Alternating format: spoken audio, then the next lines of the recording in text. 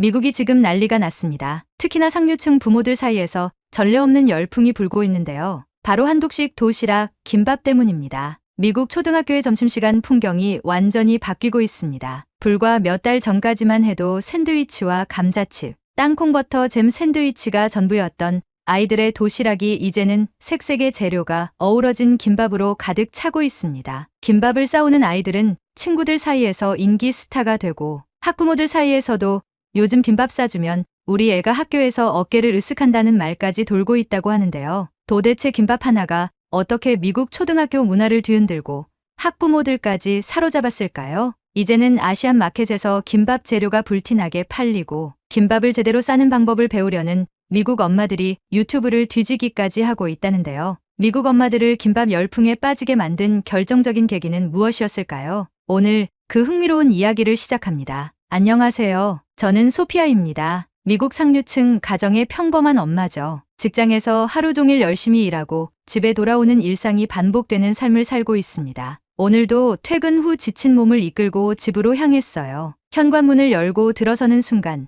평소와는 다른 울음소리가 들렸습니다. 방에서 나온 딸 엘리는 눈물로 범벅이 된 얼굴로 저를 바라봤어요. 평소 밝고 씩씩한 아이가 이렇게 우는 모습은 처음이라 가슴이 철렁 내려앉았죠. 엘리는 흐느끼며 더 이상 점심시간이 너무 싫다고 말했습니다. 목소리가 떨리고 있었어요. 가방을 내려놓고 엘리를 안아주며 무슨 일인지 물었죠. 저녁 시간이 한참 지났는데도 아직 제대로 먹지도 않은 모양이었습니다. 엘리의 얼굴은 붉게 달아올라 있었어요. 엘리는 급식도 맛없고 도시락을 싸와도 너무 초라해 보인다고 말했습니다. 배도 고프고 친구들 도시락이랑 비교되면서 점점 끔찍해지고 있다고 했어요. 엘리의 목소리에는 짜증과 함께 깊은 상처가 묻어났습니다. 단순히 음식 맛의 문제가 아니라는 걸 직감했어요. 엘리를 거실 소파로 데려가 앉히고 물을 한 잔 따라주었습니다. 아이의 눈가에 맺힌 눈물을 닦아주며 마음을 진정시키려 노력했어요. 초등학교 점심시간이 그렇게 힘든 시간이 될 수 있다니 미처 생각하지 못했죠. 엘리에게 친구들보다 뒤처지는 기분이 드는지 물었습니다. 엘리는 힘없이 대답했어요. 제가 싸주는 샌드위치는 너무 평범하다고 했죠. 그런데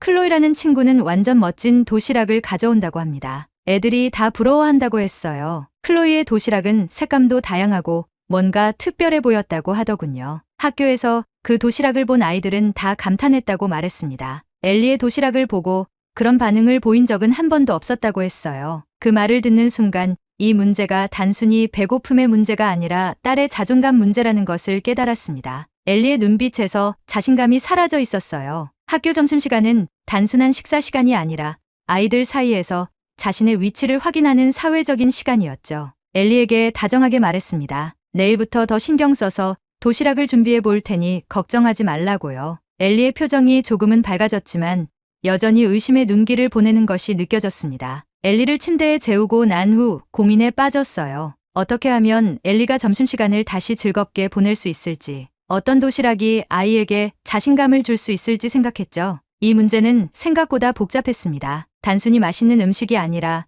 친구들 사이에서 인정받고 싶은 마음이 담겨 있었으니까요. 다음날 아침 평소보다 일찍 일어나 엘리의 도시락을 특별하게 만들어 보려 했습니다. 냉장고를 열어보니 평소와 다름없는 재료들 뿐이었어요. 그래도 최대한 정성을 들여 샌드위치를 만들고 과일도 예쁘게 잘라 담았죠. 평소보다는 좀 더 신경 썼지만 엘리가 말한 클로이의 도시락과 비교하면 여전히 평범해 보였습니다. 엘리는 도시락을 받아들며 미소를 지어 보였지만 그 눈빛에서 실망감을 읽을 수 있었어요. 회사에 도착해서도 엘리의 모습이 머릿속에서 떠나지 않았습니다. 점심시간이 되자 같은 초등학생 엄마인 로라가 식당에서 제 옆자리에 앉았어요. 로라는 항상 밝은 에너지로 가득 찬 사람이었죠. 저는 조심스럽게 물었습니다. 로라네 집 아이는 도시락을 어떻게 싸주는지요? 로라는 환하게 웃으며 요즘 김밥을 싸준다고 대답했어요. 김밥이라니. 생소한 이름에 의아한 표정을 지었습니다. 로라는 휴대폰을 꺼내 딸의 도시락 사진을 보여주었어요. 둥글게 말린 음식이 가지런히 놓여 있고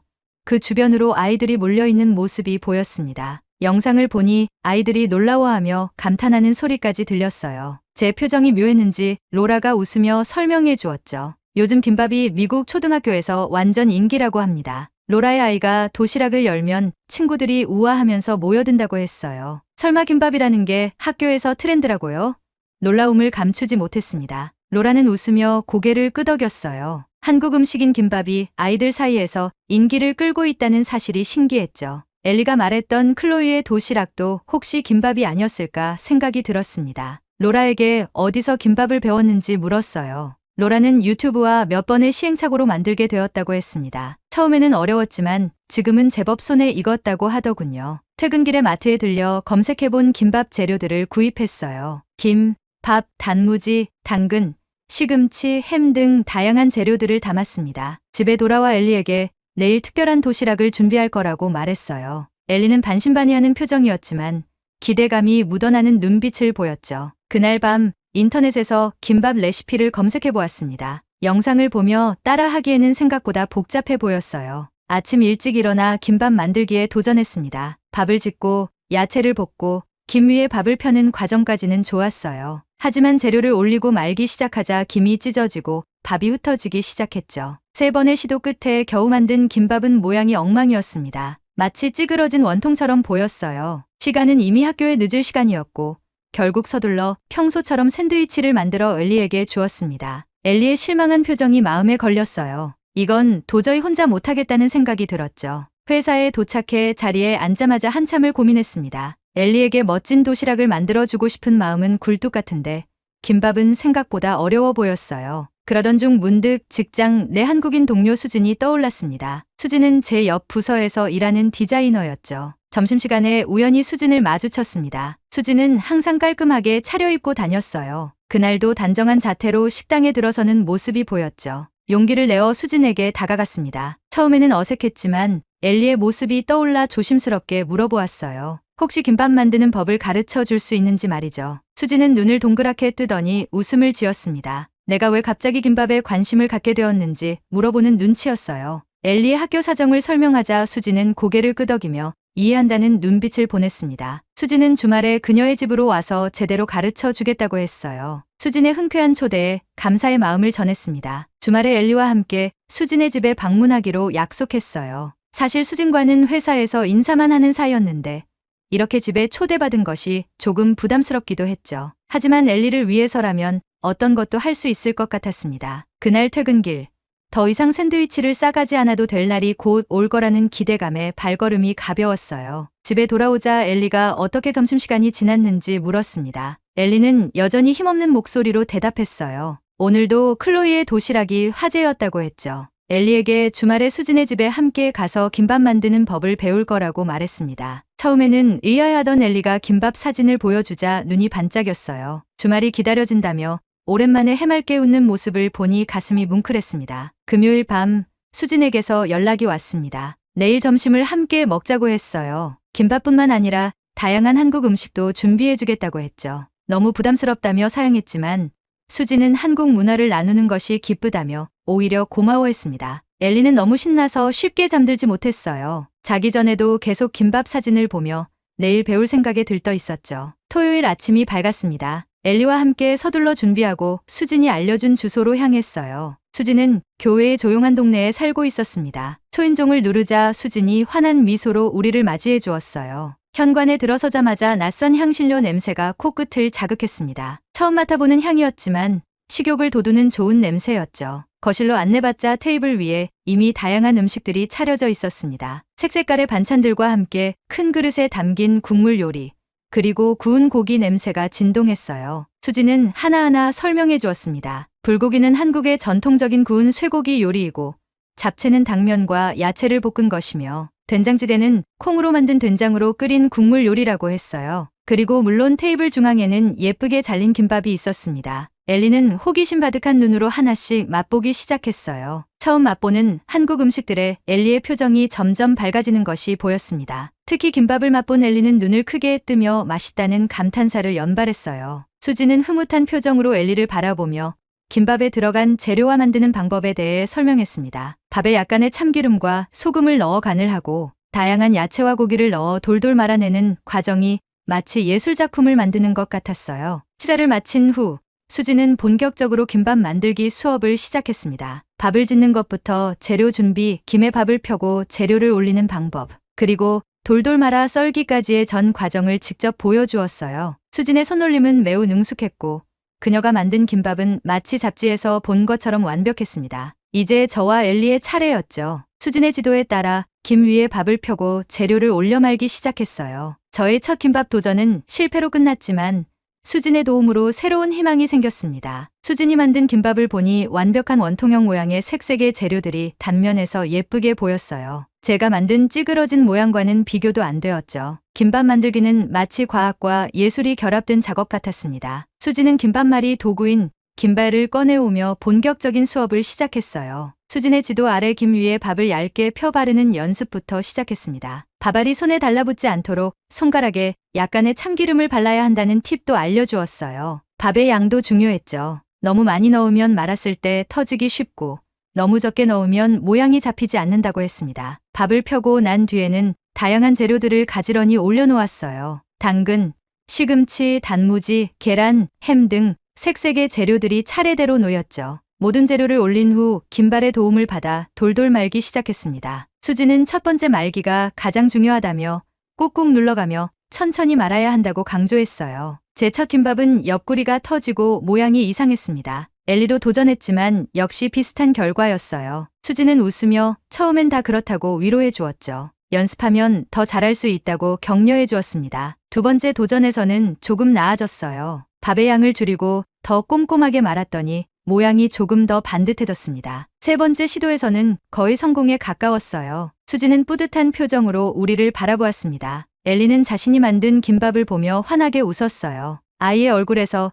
오랜만에 보는 자신감 넘치는 표정이었죠. 수지는 김밥 만들기 외에도 다양한 한국 문화에 대해 이야기해 주었습니다. 한국에서 도시락 문화가 어떻게 발전해 왔는지, 어머니들이 아이들의 도시락을 얼마나 정성스럽게 준비하는지 등의 이야기였어요. 특히 김밥은 소풍이나 여행 갈 때 필수 음식이라며 다양한 종류의 김밥에 대해서도 설명해 주었죠. 참치김밥, 불고기 김밥, 치즈김밥 등 재료에 따라 다양한 맛을 낼 수 있다고 했습니다. 집으로 돌아오는 길에 엘리는 신이 나서 학교에 김밥을 가져갈 날을 기대했어요. 내일부터 당장 김밥 도시락을 싸달라고 조르기까지 했습니다. 아직은 자신이 없었지만 엘리를 위해 도전해보기로 했어요. 수진이 준비해준 김밥 레시피가 적힌 종이와 남은 재료들을 가방에 담아 집으로 돌아왔습니다. 그날 밤 내일의 도시락을 준비하며 여러 번 김밥 만드는 과정을 머릿속으로 그려보았어요. 밥을 제대로 짓는 것부터 시작해서 재료 준비, 말기까지 복잡한 과정이었지만 엘리의 기대에 찬 얼굴을 생각하니 포기할 수 없었습니다. 재료들을 깎고 썰어 놓으며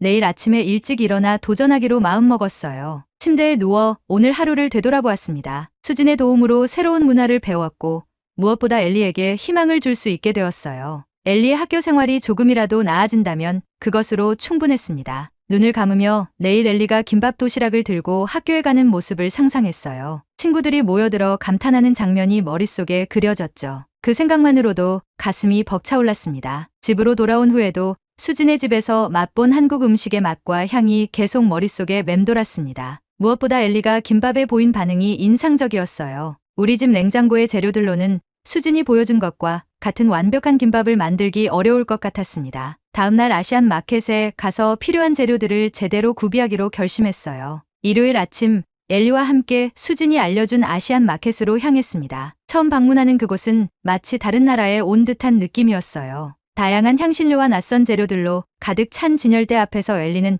호기심 가득한 눈으로 이것저것 살펴보았습니다. 수진이 적어준 목록을 따라 김, 단무지, 다시마, 참기름 등 필요한 재료들을 하나씩 장바구니에 담았어요. 집에 돌아와 바로 김밥 만들기에 도전했습니다. 수진이 알려준 대로 밥을 지어 참기름과 소금으로 간을 했어요. 재료들을 준비하는 동안 엘리는 옆에서 신기한 듯 지켜보았습니다. 당근은 채 썰어 살짝 볶고 시금치는 데쳐서 참기름과 소금으로 무쳐냈죠. 계란은 얇게 지단을 붙여 썰고 햄도 적당한 크기로 잘랐어요. 모든 재료가 준비되자 김 위에 밥을 펴고 차례대로 재료를 올렸습니다. 첫 번째 시도는 역시나 실패였어요. 김이 찢어지고 재료들이 삐져나왔습니다. 하지만 포기하지 않고 두 번째, 세 번째 계속해서 시도했어요. 수진의 집에서 배운 것을 되새기며 천천히 과정을 밟아갔습니다. 다섯 번째 시도에서 드디어 모양이 제대로 잡힌 김밥이 완성되었어요. 완벽하진 않았지만 먹을 만한 모양이었습니다. 엘리는 제가 만든 김밥을 맛보더니 환하게 웃었어요. 수진이 만든 것만큼 맛있다며 칭찬해 주었습니다. 그 말에 더욱 자신감이 생겼어요. 주말 내내 김밥 만들기 연습을 했고 점점 손에 익어갔습니다. 월요일 아침이 되어 학교 도시락을 준비할 시간이 되자 이제는 어느 정도 자신감이 생겼어요. 새벽부터 일어나 정성껏 김밥을 만들었습니다. 전날 밤에 미리 준비해둔 재료들 덕분에 생각보다 시간이 단축되었어요. 색감을 고려해 당근, 시금치, 계란, 햄, 단무지 등 다양한 재료를 넣었습니다. 모양도 예쁘게 잘 말린 김밥이 완성되었어요. 도시락통에 담고 예쁜 냅킨으로 포장까지 마쳤습니다. 엘리는 제가 준비한 김밥 도시락을 보고 눈을 크게 떴어요. 마치 보물을 받은 것처럼 기뻐했습니다. 도시락을 가방에 조심스럽게 넣으며 학교에 가서 친구들에게 자랑하겠다고 했어요. 오랜만에 보는 엘리의 기대에 찬 표정에 모든 노력이 보람차게 느껴졌습니다. 그날 하루 종일 엘리의 점심시간이 어땠을지 궁금했어요. 퇴근 후 집에 돌아오자마자 엘리에게 물었습니다. 엘리는 평소보다 훨씬 밝은 표정으로 학교에서 있었던 일을 신나게 이야기했어요. 김밥 도시락을 열자 친구들이 모여들어 구경했다고 합니다. 클로이를 포함한 여러 친구들이 맛있어 보인다며 감탄했다고 했어요. 엘리는 김밥을 친구들과 나눠 먹었다고 했습니다. 모두가 맛있다며 칭찬했고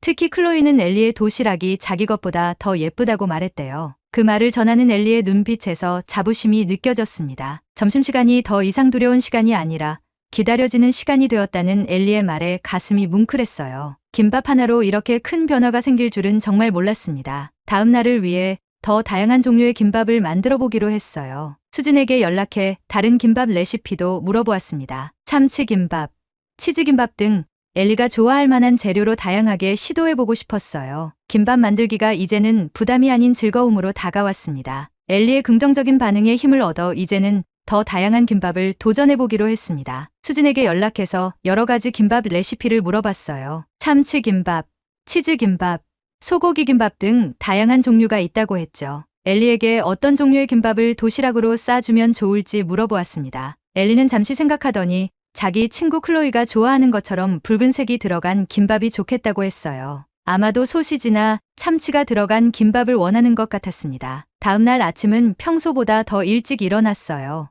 4시 30분. 아직 바깥은 어두컴컴했습니다. 오늘은 특별히 참치김밥을 만들어 보기로 했어요. 전날 밤에 미리 준비해둔 재료들을 하나씩 꺼냈습니다. 밥을 지어놓고 식혀두었고 당근, 시금치, 계란 등의 기본 재료와 함께 참치를 준비했어요. 수진이 알려준 대로 참치는 기름을 빼고 마요네즈와 섞어 준비했습니다. 첫 번째 김밥을 말기 시작했어요. 김 위에 밥을 펴고 재료들을 올린 다음 말아보았지만 힘을 너무 세게 주어서인지 옆구리가 터져버렸습니다. 실망스러웠지만 포기하지 않고 두 번째 시도를 했어요. 이번에는 밥의 양을 조금 줄이고 재료를 더 가지런히 정리했습니다. 그래도 여전히 모양이 예쁘지 않았어요. 밥이 너무 많았나 봅니다. 세 번째 도전에서는 모든 경험을 활용해 더욱 신중하게 작업했어요. 김 위에 밥을 적당량만 펴고 재료들도 너무 많이 넣지 않으면서 가운데 정렬하여 놓았습니다. 김발을 이용해 천천히 그러나 단단하게 말아갔어요. 이번에는 드디어 제대로 된 모양의 김밥이 완성되었습니다. 칼로 적당한 크기로 썰어보니 단면에 다양한 색상의 재료가 예쁘게 보였어요. 시간을 확인해 보니 이미 6시 30분이었습니다. 엘리가 곧 일어날 시간이었어요. 서둘러 4개의 김밥을 더 만들었습니다. 이제는 요령이 생겨 처음보다 훨씬 수월하게 만들 수 있었어요. 완성된 김밥들을 예쁘게 도시락통에 담았습니다. 옆에는 작은 통에 소스도 준비했어요. 수진이 간장에 약간의 참기름과 통깨를 섞은 소스를 알려주었거든요. 엘리가 일어나 부엌으로 내려왔을 때 테이블 위에 놓인 김밥 도시락을 보고 놀란 표정을 지었습니다. 눈을 동그랗게 뜨며 감탄했어요. 이게 정말 제가 만든 김밥이냐고 물었죠. 당연하다고 대답하며 김밥을 한 조각 엘리에게 맛보게 했습니다. 엘리는 맛있다며 환하게 웃었어요. 도시락을 보며 이거 너무 예쁘다며 눈을 반짝였습니다. 엘리를 학교에 데려다주며 도시락에 대해 어떻게 생각하는지 물었어요. 엘리는 너무 기대된다며 신나게 대답했습니다. 오늘 점심시간이 빨리 왔으면 좋겠다고 했어요. 학교 앞에 도착해서 엘리를 내려주며 잘 먹으라고 인사했습니다. 엘리는 도시락을 소중히 들고 씩씩하게 학교로 향했어요. 그 뒷모습이 어쩐지 자신감 넘쳐 보였습니다. 회사에 도착해서도 엘리의 도시락이 계속 신경 쓰였어요. 점심시간에 로라를 만나 어제 엘리의 반응에 대해 이야기했습니다. 로라는 웃으며 김밥이 요즘 초등학교에서 인기 있는 이유가 바로 그것이라고 했어요. 아이들이 새로운 것에 호기심이 많고 색다른 음식에 더 흥미를 느낀다고 했습니다. 오후 내내 업무에 집중하려 했지만 엘리의 점심시간이 어땠을지 궁금했어요. 퇴근 시간이 되자마자 서둘러 엘리를 데리러 학교로 향했습니다. 멀리서도 보이는 엘리의 표정은 환했어요. 차에 타자마자 신나게 이야기를 시작했습니다. 오늘 점심시간에 친구들이 모두 김밥을 보고 놀랐다고 했어요. 심지어 클로이까지도 부러워했다고 합니다. 엘리의 이야기를 들으며 가슴이 뿌듯했습니다. 김밥 하나로 아이의 학교 생활이 이렇게 달라질 수 있다니 놀라웠어요. 무엇보다 엘리의 눈빛에서 자신감을 되찾은 모습이 보여 정말 기뻤습니다. 내일은 어떤 김밥을 만들어줄까 이미 생각하고 있었어요. 엘리의 김밥 도시락 성공 이후 저는 매일 아침 새로운 종류의 김밥을 만들기 시작했습니다. 참치김밥, 소고기 김밥, 치즈 김밥, 야채 김밥까지 다양한 종류를 시도했어요. 점점 실력이 늘어 이제는 밤에 미리 준비해두고 아침에는 말고 자르는 작업만 해도 충분할 정도였습니다. 도시락 포장도 더욱 신경 썼어요. 예쁜 도시락통과 함께 작은 반찬통에 소스와 과일도 담아 보냈죠. 일주일이 지난 어느 날 학교 앞에서 엘리를 기다리고 있을 때 낯선 학부모가 제게 다가왔습니다. 자신을 소개하며 제이미의 엄마라고 했어요. 제이미는 엘리와 같은 반 친구였죠. 그녀는 제가 엘리에게 싸주는 김밥 도시락에 대해 들었다며 그 레시피를 알 수 있는지 물었습니다. 제이미가 매일 엘리의 도시락을 부러워한다고 했어요. 놀라움과 함께 약간의 자부심이 느껴졌습니다. 제 도시락이 다른 아이들에게도 영향을 미치고 있다니 생각지도 못했어요. 제이미 엄마에게 김밥 만드는 법을 간략히 설명해 주었고 필요한 재료와 좋은 아시안 마켓 위치도 알려주었습니다. 그녀는 너무 고맙다며 꼭 시도해보겠다고 했어요. 그날 저녁 엘리는 더욱 신나는 소식을 들고 왔습니다. 오늘 점심시간에 선생님까지도 엘리의 도시락에 관심을 보였다고 해요. 김밥이 무엇인지 어떤 재료가 들어가는지 물어보셨다고 합니다. 심지어 내일 수업 시간에 한국 음식 문화에 대해 간단히 발표해보지 않겠냐고 제안하셨대요. 엘리는 처음으로 수업 시간에 발표할 기회를 갖게 되어 들떠 있었습니다. 엘리가 발표 준비를 하는 것을 도와주었어요. 수진에게 연락해서 한국 음식 문화에 대한 정보와 사진들을 부탁했습니다. 수진은 흔쾌히 도와주었고 다양한 한국 음식 사진과 함께 간단한 설명도 보내주었어요. 김밥의 역사와 문화적 의미, 다양한 종류의 김밥 사진까지 준비했습니다. 발표 당일 엘리는 약간 긴장했지만 신나 보였어요. 특별히 이날을 위해 3가지 종류의 김밥으로 도시락을 준비했습니다. 발표용으로 반 친구들과 나눠 먹을 수 있도록 충분한 양을 만들었어요. 평소보다 더 일찍 일어나 정성껏 준비했죠. 엘리가 학교에서 돌아왔을 때 그 표정만으로도 발표가 잘 됐다는 것을 알 수 있었습니다. 교실에서 엘리가 김밥에 대해 설명하고 준비해간 김밥을 친구들과 나눠 먹었다고 해요. 선생님께서도 아주 맛있다며 칭찬해 주셨대요. 클로이를 포함한 많은 친구들이 김밥 레시피를 자기 엄마에게 알려달라고 부탁했다고 합니다. 엘리는 이제 학교에서 일종의 김밥 전문가가 되었다고 했어요. 점심시간마다 친구들이 엘리의 도시락을 구경하러 오고 김밥에 대해 질문한다고 했습니다. 처음으로 엘리가 학교 점심시간이 기다려진다고 말했어요. 더 이상 부끄럽거나 위축되지 않고 오히려 자신감 넘치는 모습으로 변해가고 있었습니다. 주말이 되자 수진에게 연락해서 고마움을 전했어요. 수진의 도움이 없었다면 이런 변화는 불가능했을 테니까요. 수진은 기쁘다며 이번 주말에 다시 한번 집으로 초대해주겠다고 했습니다. 이번에는 김밥 외에도 다른 한국 음식을 배워보는 시간을 가지자고 제안했어요. 엘리와 함께 수진의 집을 방문했습니다. 이번에는 떡볶이와 잡채 만드는 법을 배웠어요. 김밥보다 더 복잡한 요리였지만 이제는 한식 재료와 친숙해져서 그리 어렵지 않게 따라할 수 있었습니다. 엘리는 특히 떡볶이의 매콤달콤한 맛에 반해버렸어요. 집으로 돌아오는 길에 엘리는 이제 떡볶이도 도시락으로 싸달라고 조르기 시작했습니다. 웃으며 다음 주에 도전해보겠다고 약속했어요. 한 달 전만 해도 점심시간을 두려워하던 엘리가 이제는 새로운 도시락 메뉴를 기대하며 설레는 모습을 보니 정말 놀라웠습니다. 김밥 하나가 우리 가족에게 이렇게 큰 변화를 가져올 줄이야.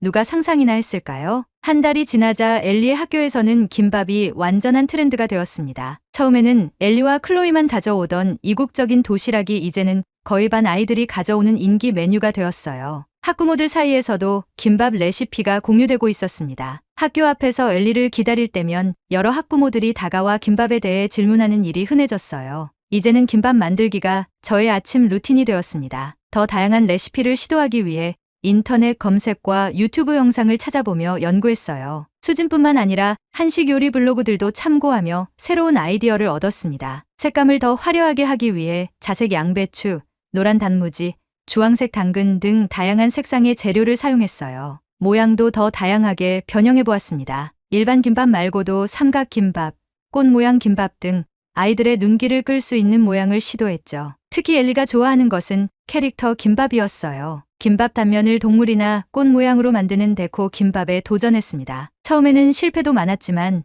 연습을 거듭하며 점점 완성도가 높아졌어요. 엘리가 학교에 곰돌이 모양 김밥을 가져갔을 때 친구들의 반응은 정말 대단했다고 합니다. 아이들은 물론이고 선생님까지도 놀라워했대요. 어느 날 학교에서 문화 교류의 날 행사가 있다는 소식을 들었습니다. 각 가정에서 자신의 문화권 음식을 가져와 나누는 행사였어요. 엘리는 당연히 김밥을 가져가고 싶다고 했습니다. 비록 우리가 한국 가정은 아니지만 이제 김밥은 엘리에게 특별한 의미가 있는 음식이 되었어요. 문화교류의 날을 위해 특별히 준비했습니다. 수진에게 조언을 구해 3가지 종류의 김밥을 대량으로 준비했어요. 기본 야채 김밥, 참치마요 김밥, 그리고 불고기 김밥까지. 수진은 직접 집에 와서 불고기 양념 만드는 법을 알려주었습니다. 소고기를 특별한 양념에 재워 구운 불고기는 향과 맛이 정말 일품이었어요. 행사 당일 엘리는 자신감 넘치는 모습으로 학교에 갔습니다. 큰 도시락통에 3종류의 김밥을 가득 담아 보냈어요. 행사가 끝난 후 엘리가 전해준 소식은 정말 놀라웠습니다. 김밥이 행사장에서 가장 인기 있는 음식이었다고 해요. 준비한 양이 많았음에도 불구하고 금방 동이 났다고 했습니다. 선생님들도 모두 맛있다며 레시피를 요청했대요. 이제 엘리는 학교에서 김밥 소피아라는 별명까지 생겼다고 했어요. 처음에는 그저 아이의 점심시간 문제를 해결하기 위한 작은 시도였는데 이제는 학교 전체에 영향을 미치는 문화적 현상이 되었습니다. 심지어 학교 뉴스레터에 김밥 문화에 대한 기사가 실리기도 했어요. 엘리의 사진과 함께 김밥에 대한 소개가 실렸죠. 그달 학부모 모임에서는 요리 교실을 열어달라는 요청을 받았습니다. 처음에는 당황스러웠지만 수진의 도움을 받아 간단한 김밥 만들기 클래스를 준비했어요. 10명 정도의 학부모들이 참여했고 모두 즐겁게 김밥 만들기를 배웠습니다. 서로 다른 문화권의 사람들이 함께 모여 음식을 나누는 경험은 정말 특별했어요. 이 모든 변화는 한국인 동료 수진과의 만남에서 비롯되었다고 생각합니다. 수진을 우리 집에 초대해 특별한 저녁 식사를 준비했어요. 이제는 김밥뿐만 아니라 불고기, 잡채, 떡볶이까지 만들 수 있게 되었으니까요. 수진은 제가 만든 한식을 맛보고 정말 맛있다며 감탄했습니다. 한국인의 입맛에도 인정받은 셈이었죠.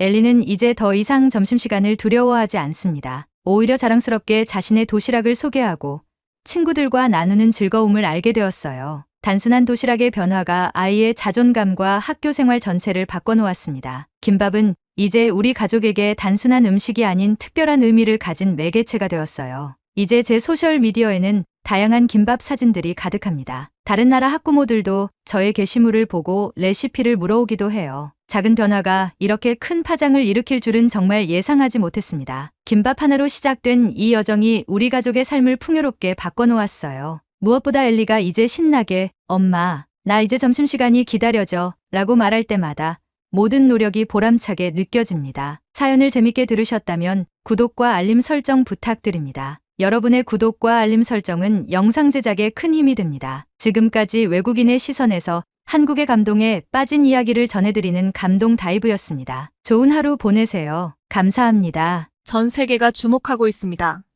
더 이상 한류라는 단어로는 설명할 수 없는 폭발적인 현상이 일어나고 있기 때문입니다. 런던에서 열린 세계 관광 박람회에서 한국이 만든 충격적인 기록들이 이를 증명하고 있죠. 180개국이 참가한 이 박람회에서 한국과는 단 3일 만에 4,100명의 방문객과 751건의 상담 기록을 세웠고 유럽의 관광객 수는 전년 대비 25%나 증가했습니다. 더욱 놀라운 것은 이제 한국을 찾는 관광객들의 변화입니다. 과거 노년층 중심이었던 관광객들이 이제는 젊은 세대, 가족 단위로 급격히 변화하고 있습니다. K-팝, K-드라마를 넘어 이제는 한국의 모든 것이 세계인의 마음을 사로잡고 있습니다. 무궁화 꽃이 피었습니다와 같은 전통놀이부터 한글 캘리그라피까지 한국 문화의 모든 것이 세계인들의 호기심을 자극하고 있죠. 특히 주목할 만한 것은 젊은 세대들 사이에서 일어나는 변화입니다. 단순한 관광을 넘어 한국에서 공부하고 살아보고 싶다는 열망이 커지고 있습니다. 40년 경력의 여행업계 전문가도 이런 현상은 처음이라며 놀라움을 감추지 못하고 있습니다. 2024년 세계는 지금 K-열풍의 한가운데 있습니다. 그리고 바로 이 놀라운 변화의 중심에서 미국 대학생의 인생이 완전히 바뀌게 됩니다. BTS의 한 뮤직비디오 댓글에서 시작된 작은 인연이 어떻게 하버드 대학생의 꿈과 미래를 바꾸어 놓았을까요? 지금부터 그 특별한 이야기를 들려드리겠습니다. 안녕하세요. 저는 하버드 대학교 2학년에 재학 중인 메디슨 테일러예요. 친구들은 저를 메디라고 부르죠. 제가 이렇게 용기 내서 제 이야기를 하는 건 지금 어딘가에서 방황하고 있을 누군가에게 작은 희망이 되고 싶어서예요. 3년 전 보스턴 교외의 평범한 고등학교로 돌아가 볼게요. 그때의 저는 글쎄요, 문제아라는 말이 더 어울렸을 것 같네요. F로 가득한 성적표, 무단 결석, 선생님들과의 끊임없는 다툼 등 선생님들은 저를 재능은 있지만 방황하는 학생이라고 했어요. 사실 전 그냥 제가 뭘 하고 싶은지 몰랐어요. 특히 아빠와의 관계는 최악이었어요. 하버드를 졸업하시고 보스턴의 큰 로펌에서 변호사로 일하시는 아빠는 늘 제게 큰 기대를 가지고 계셨거든요. 메디, 넌 할 수 있어. 네 안에 그런 가능성이 있다는 걸 난 알아. 그땐 그 말이 가장 큰 압박으로 다가왔어요. 매일 밤 아빠와 싸웠고 결국엔 대화마저 단절됐죠. 매일 학교가 끝나면 곧장 제 방으로 들어가 문을 잠갔어요. 헤드폰을 끼고 음악 볼륨을 최대로 높여서 세상과 단절된 채로 지냈죠. 엄마는 매일 밤 제 방 문을 두드리셨어요. 메디, 저녁 먹자. 하지만 전 그저 배고프지 않아요 라는 말만 반복했어요. 지금 생각하면 정말 미안한 일이에요. 변화는 정말 우연히 찾아왔어요. 그날도 평소처럼 넷플릭스를 뒤적이다가 한국 드라마를 발견했어요. 스카이 캐슬이라는 드라마였는데 처음엔 그냥 심심해서 틀었던 거였어요. 영어 자막이 있어서 가볍게 보기 시작했는데 그게 제 인생을 완전히 바꿔놓을 줄은 정말 몰랐어요. 드라마 속 학생들은 저와 비슷한 또래였는데 압박감과 고민을 안고 살아가는 모습이 너무나 리얼했어요. 하지만 그들은 포기하지 않았어요. 자신만의 방식으로 꿈을 찾아가는 모습에 저도 모르게 눈물이 났어요. 특히 주인공의 방벽에 붙어 있던 시간표가 눈에 띄었어요. 그날 밤 저도 처음으로 제 방벽에 시간표를 붙여봤어요. 드라마를 보면서 가장 충격적이었던 건 도서관이나 스터디 카페에서 공부하는 학생들의 모습이었어요. 저와 같은 나이인데 너무나도 진지하게 자신의 꿈을 위해 노력하는 모습이 부러웠어요. 사실 전 그때까지 단 한 번도 제 꿈이 뭔지 진지하게 생각해 본 적이 없었거든요. 매일 부모님의 기대가 부담스러워서 도망치기만 했죠. 드라마를 다 본 후에는 자연스럽게 K-팝도 알게 됐어요. BTS의 Dream이라는 노래가 특히 저를 많이 위로해줬어요. 넌 누군가의 꿈이야 라는 가사가 계속 머릿속에 맴돌았어요. 그동안 부모님의 큰 기대가 부담스러워서 도망치기만 했는데 어쩌면 그건 제가 가진 특별한 기회일 수도 있겠다는 생각이 들었어요. 어느 날은 새벽 3시까지 한국 대학생들의 브이로그를 봤어요. 서울대, 연세대 학생들의 하루 일과 공부하는 모습, 꿈을 위해 노력하는 모습 모든 게 신선한 충격이었어요. 그날 밤 처음으로 일기를 썼어요. 나도 저렇게 살고 싶다. 나도 할 수 있을까? 조금씩 변화하기 시작했어요. 한국 학생들처럼 5시 기상에 도전했고 도서관도 가보기 시작했어요. 처음으로 공부 인증샷도 찍어보고 시간 관리 어플도 깔아봤죠. 브이로그에서 본 것처럼 스터디 플래너도 써보고 주말엔 카페에서 공부도 해봤어요. 처음엔 어색했지만 하루하루 작은 성취감이 쌓여갔어요. 한 달쯤 지났을까요? 처음으로 수학 시험에서 A를 받았어요. 선생님도 놀라셨지만 저보다 더 놀란 건 제 자신이었어요. 나도 할 수 있구나. 그날 처음으로 아빠 서재를 노크했어요. 아빠, 내 시험지 좀 볼래요? 아빠는 말없이 저를 안아주셨어요. 그리고 처음으로 제 공부 방법에 대해 이야기를 나눴죠. 엄마는 제 방에서 흘러나오는 소리가 K-팝으로 바뀐 걸 가장 먼저 눈치채셨대요. 그리고 주말마다 도서관에 가겠다고 하는 절 보며 처음엔 의아해하셨죠. 하지만 제가 진심으로 변하고 있다는 걸 아셨을 때 조용히 제 곁을 지켜주셨어요. 매일 아침 일찍 일어나는 절 위해 따뜻한 차를 준비해 주셨죠. 지금 생각해보면 그때가 제 인생의 첫 번째 전환점이었던 것 같아요. 한 편의 드라마가, 한 곡의 노래가 제 인생을 이렇게 바꿔놓을 줄은 정말 몰랐네요. 어쩌면 그건 운명 같은 거였는지도 모르겠어요. 한국으로의 여행은 제 생일 선물이었어요. 성적이 올랐다며 부모님이 선물해주신 특별한 선물이었는데, 사실 제가 한국 여행을 가고 싶었던 가장 큰 이유는 이슬이를 만나고 싶어서였어요. 6개월 전 BTS Yet to Come 뮤직비디오 댓글에서 시작된 우리의 인연은 매일 밤의 채팅으로 이어졌고, 어느새 서로의 고민을 나누는 친한 친구가 되어 있었어요. 인천공항에 도착했을 때 이슬이와 이슬이 어머님이 마중 나와 계셨어요. 6개월 동안 화상으로만 보던 친구를 실제로 만나니 둘 다 눈물이 났어요. 이슬이 어머님은 제가 좋아하는 바닐라 라떼까지 준비해 오셨더라고요. SNS로만 보던 친구를 직접 만나는 게 어색할 수도 있었을 텐데. 이슬이와는 마치 오래전부터 알고 지낸 친구처럼 자연스러웠어요. 첫날은 이슬이가 특별히 준비한 한국 전통데이였어요.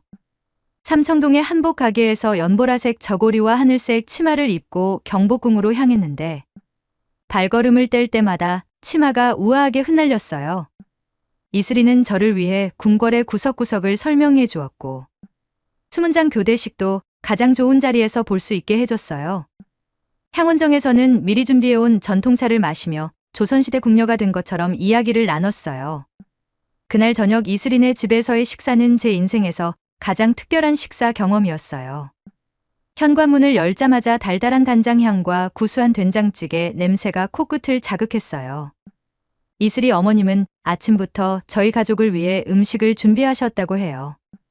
거실에 마련된 큰 식탁은 그야말로 장관이었어요. 밥과 국을 중심으로 12가지의 반찬이 놓여 있었는데, 이게 한국의 기본 상차림이라고 해요. 빨강, 초록, 갈색, 하얀색 등 색색의 반찬들이 식탁을 가득 채우고 있었죠. 이슬이는 이런 식탁을 한상차림이라고 설명해줬어요. 첫 번째로 도전한 음식은 불고기였어요. 달콤하고 부드러운 소고기는 미국에서 먹던 스테이크와는 완전히 다른 맛이었어요. 이슬이 어머님이 간장, 배, 마늘로 하루 동안 재워두셨다고 하는데 입에 넣자마자 살살 녹았어요. 특히 버섯과 함께 볶아내 감칠맛이 더해진 게 인상적이었어요. 잡채도 정말 맛있었어요. 당면이라는 투명한 면을 각종 채소와 함께 볶은 음식인데 참기름 향이 너무 좋았어요. 이슬이는 잡채가 한국의 파티 음식이라고 했는데 왜 특별한 날에 먹는지 알 것 같았어요. 달달하고 고소한 맛이 자꾸만 젓가락이 가게 만들었거든요. 반찬들도 하나하나가 새로웠어요. 시금치나물은 단순해 보였지만 깔끔하고 건강한 맛이었고, 콩나물 무침은 아삭한 식감이 특히 좋았어요. 감자조림은 달달하면서도 짭짤해서 밥이랑 먹기 딱 좋았죠. 건강에 좋다는 고사리나물도 처음 먹어봤는데 특유의 식감이 신기했어요.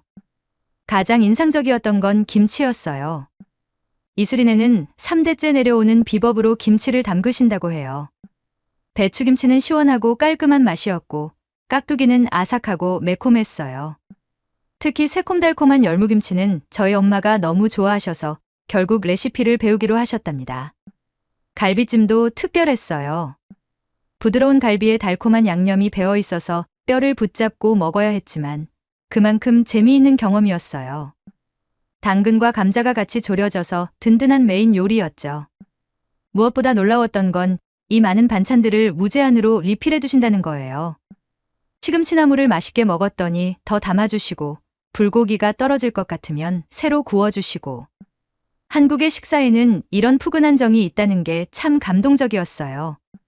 식사 내내 이슬이 어머님은 메디야, 이것도 먹어봐, 저것도 한번 맛봐 하시면서 정성껏 음식을 설명해 주셨어요. 처음엔 젓가락질이 서툴러서 실수도 많이 했지만 이슬이가 포크를 준비해뒀다며 슬쩍 건네줬죠. 우리 가족을 위한 작은 배려에서도 한국의 따뜻한 정을 느낄 수 있었어요. 후식으로 수정과라는 전통 음료도 마셔봤는데 계피향이 은은하게 퍼지는 게 특별했어요. 이슬이 어머님이 직접 만드신 거라고 하는데 달달하면서도 깔끔한 맛이 기억에 남아요. 이튿날부터는 서울 곳곳을 탐험했어요. 남산타워에서는 케이블카를 타고 올라가며 서울의 전경을 구경했고, 롯데월드타워, 서울스카이에서는 118층 전망대의 아찔한 유리바닥에도 도전했어요. 해질 무렵 한강공원에서는 처음으로 치맥을 경험했는데, 한강변에 앉아서 먹는 치킨은 그 어떤 미슐랭 레스토랑의 음식보다 맛있었어요. 주말에는 이슬이가 특별한 서프라이즈를 준비했어요. BTS의 새 앨범 발매 기념 팬미팅이 있다는 거였어요. 전 세계에서 온 아미들과 함께 춤추고 노래하면서 서로 다른 문화를 가진 사람들이 음악으로 하나가 되는 걸 느꼈어요. 밤에는 DDP에서 열린 K-pop 버스킹을 보며 다른 팬들과 함께 춤추고 노래했죠. 한국에서의 2주는 꿈처럼 지나갔어요. 마지막 날 우리 가족과 이슬이네 가족은 북촌 한옥마을의 전통 찻집에서 만났어요. 이슬이 어머님이 손수 준비해 주신 도시락을 먹으면서 우리는 다음 만남을 약속했어요. 내년에 이슬이가 보스턴으로 오면 이번엔 제가 특별한 추억을 만들어주기로 했거든요. 지금도 매일 밤 이슬이와 영상통화를 하며 서로의 하루를 공유해요. 한국에서 맛보았던 음식이 그리울 때면 한인마트에서 라면과 김치를 사와서 이슬이와 통화하며 먹곤 해요. 가끔은 이슬이가 보내준 레시피대로 김밥을 만들어 가족들과 함께 먹는데 그럴 때마다 한국에서의 추억이 새록새록 떠올라요. 한국에서 돌아온 후 제 일상은 완전히 달라졌어요. 매일 아침 5시에 알람이 울리면 가장 먼저 하는 일은 이슬이가 알려준 대로 그날의 공부 계획을 세우는 거예요.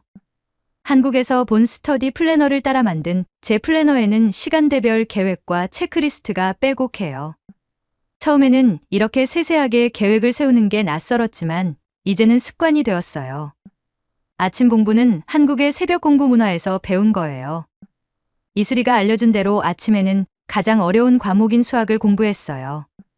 고요한 새벽에 집중해서 공부하니 머릿속이 맑아지는 느낌이었죠.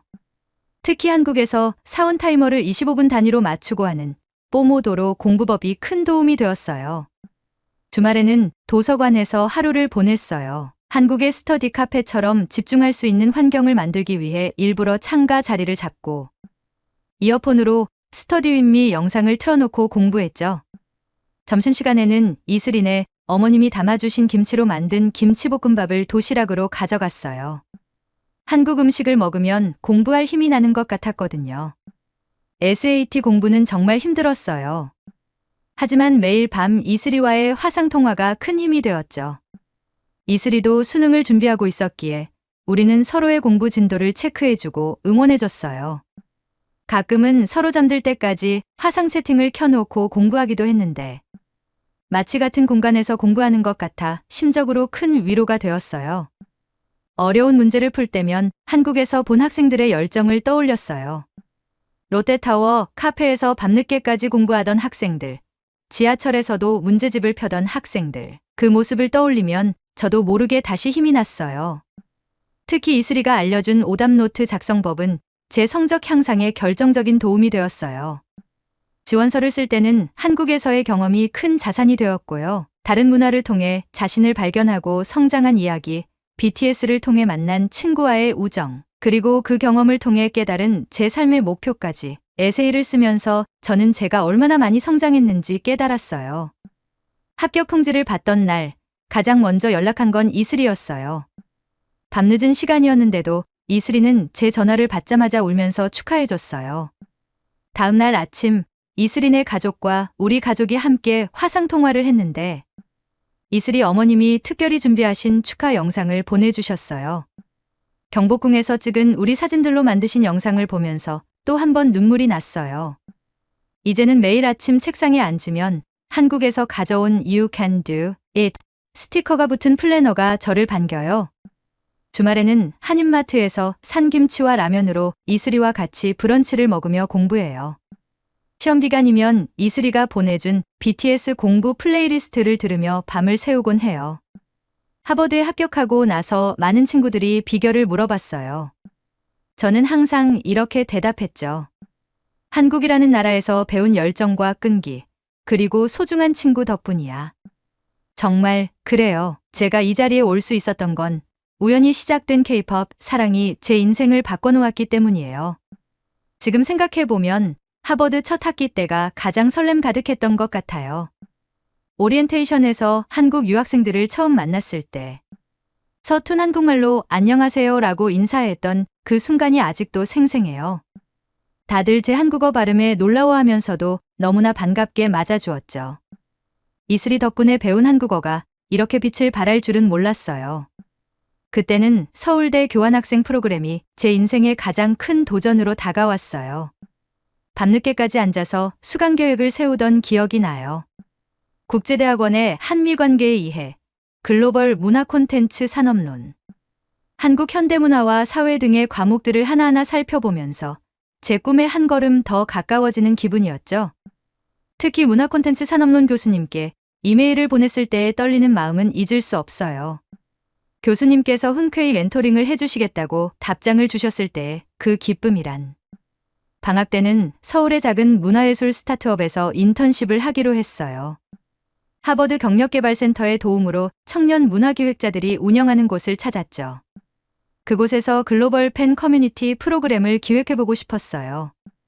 제가 K-팝 팬으로서 직접 경험했던 것들을 바탕으로 새로운 문화교류 프로그램을 만들어보고 싶었거든요.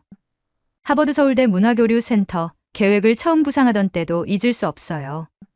밤새워 기획안을 쓰면서 양국의 학생들이 함께 만들어갈 한미 청년 문화 포럼을 꿈꿨죠. 하버드 동아시아학과에 첫 기획안을 제출했을 때 교수님들의 반응이 얼마나 좋았는지 모르겠어요. 온라인 플랫폼 브리지컬처도 그때 처음 구상했어요. 컴퓨터공학과 친구들과 밤늦게까지 아이디어 회의를 하던 게 기억나요. 화상 수업, 언어 교환, 문화 프로젝트 협업이 가능한 플랫폼을 만들고 싶었거든요. 서울대에서도 이슬이가 열심히 개발 동아리 친구들을 모아주고 있었죠. 학술 교류 계획도 야심찼어요. 한류와 미국 문화의 융합, 디지털 시대의 문화교류 같은 주제로 학술 대회를 열고 싶었거든요. 특히 학부생들의 시선으로 바라본 문화교류 연구가 부족하다는 걸 발견하고 이를 채우고 싶었어요. 우리의 직접적인 경험이 학문적 가치가 있다고 믿었거든요. 지역 예술가들과의 협업도 계획했어요. 보스턴의 젊은 아티스트들과 서울의 예술가들이 함께 작품을 만들고 그 과정을 다큐멘터리로 제작하는 프로젝트였죠. 양국의 예술대학 학생들이 참여하는 온라인 전시회도 구상했답니다. 개인적으로는 12월에 있을 한국 언응력 시험을 목표로 매일 새벽 이슬이와 스터디를 했어요. 특히 문화, 예술 관련 전문 용어를 익히는데 중점을 뒀죠. 이슬이는 제 한국어 실력이 늘 때마다 자기가 더 뿌듯하다고 했어요. 장기적으로는 국제문화교류 전문가가 되고 싶었어요. 문화를 통해 서로를 이해하고 가까워질 수 있다는 걸 더 많은 사람들에게 보여주고 싶었거든요. 이슬이와 저는 자주 우리가 바로 문화교류에 살아있는 증거잖아 라며 웃곤 했어요. 매주 일요일 저녁 이슬이와의 영상통화는 우리의 일상이었어요. 시작은 단순한 근황 토크였지만 어느새 구체적인 프로젝트 회의로 발전했죠. 서울대 교환학생 프로그램과 문화교류 센터에 대한 계획을 함께 다듬으면서 우리의 꿈이 점점 현실이 되어가는 걸 느꼈어요. 그렇게 설렘바득했던 준비 시간이 지나고 이제는 그 모든 계획들이 하나둘 현실이 되어가고 있네요. 돌이켜보면 그때의 열정과 설렘이 지금의 성과를 만들어낸 것 같아요. 하버드에서의 첫 시작이 있었기에 더 큰 꿈을 꿀 수 있게 되었답니다. 서울대학교에서의 교환학생 생활을 마치고 보스턴으로 돌아온 지도 벌써 한 달이 되어가요. 지금도 책상에 앉아 그때의 일기장을 펼쳐보면 첫날의 설렘이 고스란히 전해져 와요. 처음 캠퍼스에 발을 딛던 순간 2년 전 멀리서 바라보기만 했던 그곳을 직접 걷고 있다는 게 믿기지 않았었죠. 첫 수업이었던 글로벌 문화 콘텐츠 산업론은 제 인생의 전환점이 되었어요. 김 교수님께서는 제가 사전에 보낸 이메일을 기억하고 계셨고 수업 첫날 제게 문화교류 센터 프로젝트에 대해 발표할 기회를 주셨었죠. 떨리는 마음으로 한국어 발표를 시작했던 그날 교수님과 학생들의 뜨거운 반응이 아직도 생생해요. 가장 큰 성과는 하버드 서울대 문화교류 센터 프로젝트였어요. 서울대 국제협력본부의 공식 승인을 받았고 하버드에서도 긍정적인 답변을 받았죠. 특히 양교의 아시아문화연구소에서 저희 프로젝트를 정식 학술 연구 과제로 채택해 주셨던 날의 기쁨은 잊을 수 없어요. 지금도 매주 화상으로 양교 연구진들과 회의를 하고 있답니다. 브리지컬처 온라인 플랫폼은 제가 가장 자부심을 느끼는 프로젝트예요. 서울대에서의 마지막 날 플랫폼 가입자가 2,000명을 넘어섰다는 소식을 들었죠. 지금은 양교 방송국이 공동으로 제작하는 캠퍼스 문화 교류 프로그램이 정기 콘텐츠로 자리 잡았어요. 한국에서의 체류 기간 동안 종로문화원, 성북문화원과 함께했던 청년 문화 기록 프로젝트도 의미 있는 경험이었어요. 서울의 문화유산과 현대 청년 문화가 공존하는 모습을 기록하고 영어로 번역하는 작업이었는데, 지금은 하버드 학생들이 보스턴의 이야기로 화답하며 그 기록이 계속 이어지고 있어요. 양국 청년 창작자 지원 프로그램을 통해 탄생한 작품들은 지금도 계속해서 새로운 이야기를 만들어가고 있어요. 한국의 독립영화 감독, 웹툰 작가, 음악가들과 미국의 젊은 아티스트들의 협업으로 시작된 프로젝트들이 하나둘씩 결실을 맺고 있답니다. 서울대 아시아문화연구소에서 진행했던 디지털 시대의 문화교류 연구는 곧 학술 논문집으로 출간될 예정이에요. 매주 금요일마다 했던 연구진들과의 미팅이 그립네요. 지금도 온라인으로 연구를 이어가고 있지만 그때의 열정적인 토론 분위기가 특별했어요. 이제는 새로운 시작을 준비하고 있어요. 하버드 케네디 스쿨 문화정책 석사과정과 서울대 국제대학원의 이중학위 프로그램이 기다리고 있죠. 양국의 최고 교육기관에서 배울 수 있다는 게 설레면서도 한편으로는 막중한 책임감도 느껴져요. 다음 달에는 제가 기획했던 아시아 태평양 청년문화 포럼이 열려요. 한국에서 준비하던 것들이 이제 현실이 되어가는 걸 보니 감회가 새롭네요. 벌써 10개국의 대학에서 참가 신청이 들어왔고, 서울대와 하버드를 시작으로 아시아 태평양 전역으로 이 움직임이 퍼져나갈 거예요. 지금 제 책상 위에는 서울대에서의 마지막 날 찍은 사진이 놓여 있어요. 그 사진을 볼 때마다 다시 한번 꿈을 확인하게 돼요. 2년 전 BTS 뮤직비디오 댓글에서 시작된 인연이 이렇게 큰 꿈이 되어 돌아올 줄은 정말 몰랐어요. 한국이라는 나라는 제게 단순한 교환학생 경험 이상의 것을 주었어요. 꿈의 방향을, 그리고 그 꿈을 이루어갈 용기를 주었죠. 이제는 이 경험들을 바탕으로 더 큰 꿈을 꾸고 있어요. 언젠가 서울과 보스턴을 잇는 문화의 다리를 놓는 그날까지 한국에서 배운 열정과 끈기로 한 걸음 한 걸음 나아갈 거예요. 사연을 재밌게 들으셨다면 구독과 알림 설정 부탁드립니다. 여러분의 구독과 알림 설정은 영상 제작에 큰 힘이 됩니다. 사연으로 채택되신 분들께는 소정의 선물 또한 보내드리고 있으니 많은 참여 부탁드립니다. 지금까지 외국인의 시선에서 한국의 감동에 빠진 이야기를 전해드리는 감동 다이브였습니다. 좋은 하루 보내세요. 감사합니다.